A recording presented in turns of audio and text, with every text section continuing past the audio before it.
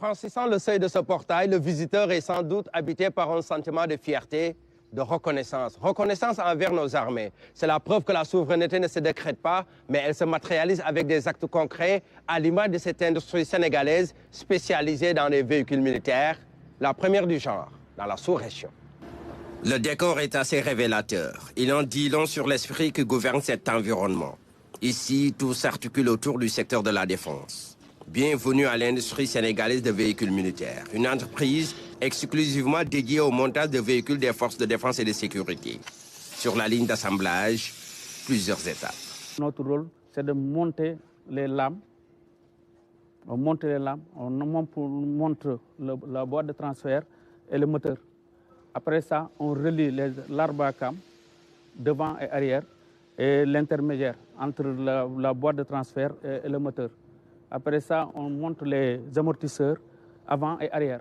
Après, avant et arrière, on relie les fils électriques. On relie les fils électriques. Encore, le radiateur, on le monte ici. S'ensuivent la pneumatique et le contrôle de tous les autres accessoires précédemment installés. Fini cette étape, place à l'habillage de la charpente. C'est le socle sur lequel se greffe la cabine et le cargo.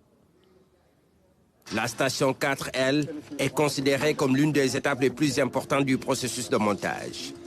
Grâce à ce filling machine, tout ce qui est liquide est testé pour s'entourer de toutes les garanties. Notre truc, c'est de vérifier est-ce que toutes les pièces ont été bien montées, le circuit d'alimentation est bien fait, le circuit d'eau est bien fait. Ensuite, à l'issue, on met l'appareil pour commencer à mettre les liquides de refroidissement, liquides de frein, ainsi de suite. Après quoi, le véhicule est suspendu à ce pont pour des vérifications supplémentaires. On met les cales, en même temps on penche les cibles. On met les cibles. Quand on met les cibles, on soulève jusqu'à une hauteur. Là, on commence à vérifier l'alignement de la voiture. On avance un peu, il nous signale sur l'ordinateur, il nous dit d'avancer, jusqu'à il met stop, on arrête. Après une vue de reculer, on recule.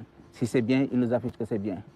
Une inspection minutieuse permet de détecter la moindre anomalie et d'y remédier avant de passer à une étape supérieure.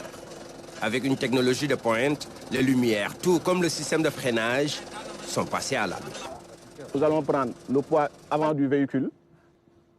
Après ça, le lift va descendre et nous allons prendre le freinage avant.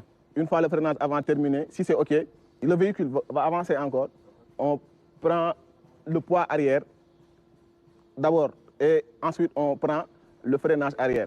Si c'est OK, on teste le freinage à main, c'est-à-dire le parking brake.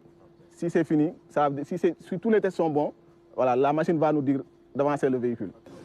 Le transfert de compétences des Coréens a permis aux ingénieurs sénégalais d'être mieux outillés. Nous avons reçu de la Corée des ingénieurs mécaniques spécialisés dans ce domaine qui sont venus passer un séjour ici et ont fait une formation à nos ingénieurs. Donc aujourd'hui, ce sont les ingénieurs qui sont adaptés à cette technologie et ils sont capables aujourd'hui de faire le processus du début de l'assemblage, de l'inspection, de la conformité et de réparation du début à la fin. Et donc c'est la raison pour laquelle ICVM est là et en intégrant aussi les acteurs, les entrepreneurs donc, de ce pays, le secteur privé national, pour pouvoir faire cette jonction et réduire les importations de nos unités, de nos véhicules, de nos équipements militaires. C'est la raison pour laquelle donc, on a été chercher donc, un constructeur de renom qui est Kia, qui est qualifié, qui est très bien, qui est un des premiers au monde pour pouvoir faire cette jonction. Les responsables comptent élargir la palette et passer à une autre étape, celle relative à la phase fabrication. L'industrie automobile, c'est des étapes. Nous sommes pratiquement, il y a l'étape CKD, SKD et l'étape de production. Nous sommes aujourd'hui la dernière étape d'assemblage. Après cette étape, il y a l'étape de production qui va venir certainement. C'est ça la vraie perspective, enfin de pouvoir satisfaire non seulement nos forces armées de défense et de sécurité, et ensuite servir également la sous-région. Bâtie sur une superficie de 5 hectares, l'usine a une capacité de montage de 1000 véhicules par an. L'objectif à terme est de desservir toute la sous-région avec des véhicules militaires de qualité, une manière de permettre à nos armées de mieux accomplir leur mission sur